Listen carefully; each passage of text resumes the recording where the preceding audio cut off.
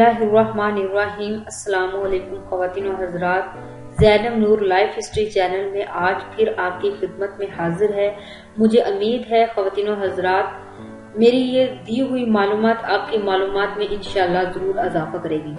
خواتین و حضرات، آج آپ کو میں ایک ایسی حکومت کے بارے میں بتاؤں گی جس کا عروج الزوال بہت ہی دلچسپ ہے، اور شروع سے لے کر آخر تک ویڈیو کو لازمی دیکھیے گا اس دلچسپ عروج الزوال کو جاننے کے لیے۔ بنو حفص کا مورث اعلیٰ تحریک محدثین کے بانی ابن تومرت کے ساتھیوں میں سے ایک شیخ ابو حفص عمر بن یحییٰ تھا۔ اس کے بیٹے ابو محمد عبد الواحد نے 1207 تا 1221 افریقیہ موجودہ تیونس کے والی کی حیثیت سے حکومت کی۔ 1228 میں اس کے پوتے ابو زکریا یحییٰ کو افریقہ کا والی مقرر کیا گیا۔ یہ وہ زمانہ تھا جب محدثین کا زوال شروع ہو گیا تھا، اس لیے ابو زکریا یحییٰ نے 2 سال بعد 1229 میں آزادی کا اعلان کر دیا اور امیر کا لقب اختیار کیا۔ یہی ابو زکریا یحییٰ 1228 تا 1249 بنو حفص کی آزاد مملکت کا بانی ہے۔ بنو حفص کا دارالحکومت شہر تیونس تھا اور ان کی حکومت شہر طرابلس سے الجزائر کے وسطی حصے تک پھیلی ہوئی تھی، اور کبھی کبھی تلمسان کا شہر بھی ان کی حکومت کے تحت آ جاتا تھا۔ دولت حفصیہ 3 سال 100 کی مدت میں 2 مرتبہ عروج الزوال کے مراحل سے گزری ہے۔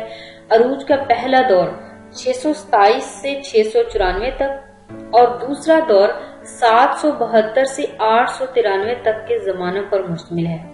پہلے دور میں ابو زکریا یحییٰ جو بانی خاندان تھا اور اس کا لڑکا ابو عبداللہ محمد قابل حکمران ہوئے۔ ابو عبداللہ محمد نے خلیفہ ہونے کا دعویٰ کیا اور 1283 میں مستنصر باللہ کا لقب اختیار کیا۔ اس کے دور میں حفصی سلطنت کی حدود مشرق میں طرابلس تک پہنچ گئی۔ ان میں فقہ اور فن تعمیر کو فروغ ہوا اور یورپ کے ملکوں سے تجارتی تعلقات قائم ہوئے۔ مستنصر کے بعد چند سال بد امنی رہی، لیکن اس کے بعد 5ویں حکمران ابو حفص عمر اول 1284 تا 1295 نے پھر مستحکم حکومت قائم کر لی۔ ابو حفص عمر اول متقی اور امن پسند حکمران تھا، اور اس کے زمانے میں کثیر تعداد میں مساجد و مدارس تعمیر کیے گئے۔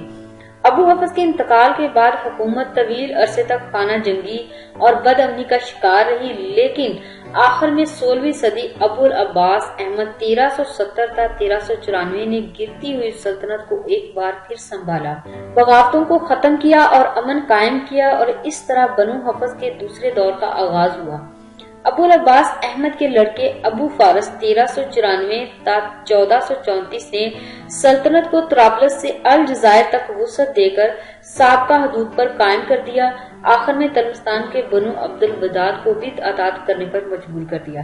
ابو فارس مصنف مزاج، دیندار اور ہر دل عزیز حکمران تھا۔ اس نے خلاف شرع محاصل منسوخ کر دیا اور جہاد کے لیے رضاکارانہ نظام تشکیل دیا۔ خواتین و حضرات، ابو عمر عثمان 1435 تا 1488 بنو حفص کا آخری طاقتور اور قابل حکمران تھا۔ وہ پاک باز اور عادل تھا۔ اس نے آب رسانی کے نظام کو ترقی دی۔ تیونس میں امن و ایمان کا وہ طویل 100 سالہ دور جو ابو فارس کی تخت نشینی سے شروع ہوا تھا، ابو عمر عثمان کے بعد ختم ہو گیا۔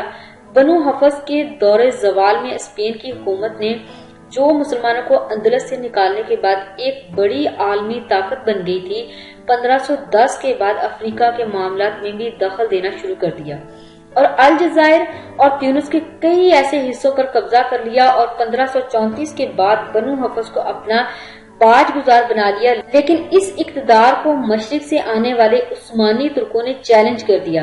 ایک طویل مدت تک ترکوں اور ہسپانویوں کے درمیان لڑائی جاری رہی، جس میں آخر کار ترک کامیاب ہو گئے۔ 1553 میں ترک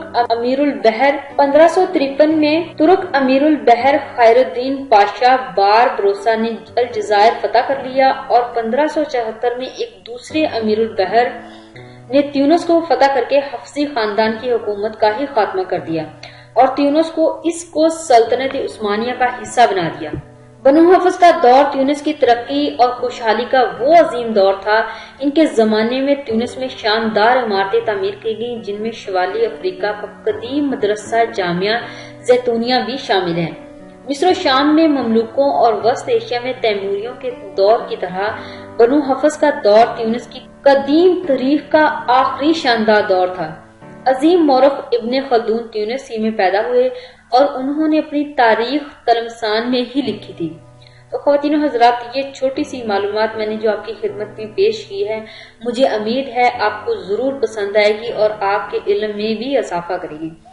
تو خواتین و حضرات، میری ویڈیو کو لائک کرنا، میرے چینل کو سبسکرائب کرنا اور میری ویڈیو کو اپنے دوستوں تک شیئر کرنا مت بھولیے گا۔ دوستو، اپنا خیال رکھیے گا۔ Thanks for watching. اللہ حافظ۔ Two rings, I'm the MVP. I'm Steph Curry. All I ever do is switch threes. My shows look like I've been living in DC. A whole lot of people listen when I give my speech. Like Mr. King, my fit looking crispy clean. Smoke green on my eyes.